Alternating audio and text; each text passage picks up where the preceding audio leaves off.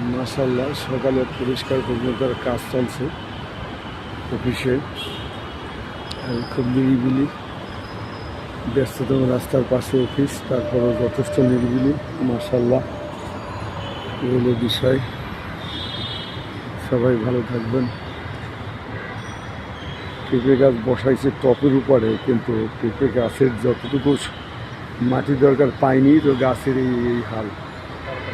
এটা ওষুধি গাছ, এটার পাতার রস খাইলে পিঠের ব্যথা এবং বাত জ্বর ভালো হয়। এটার পাতা একটা ওষুধি গুণাগুণ সমৃদ্ধ।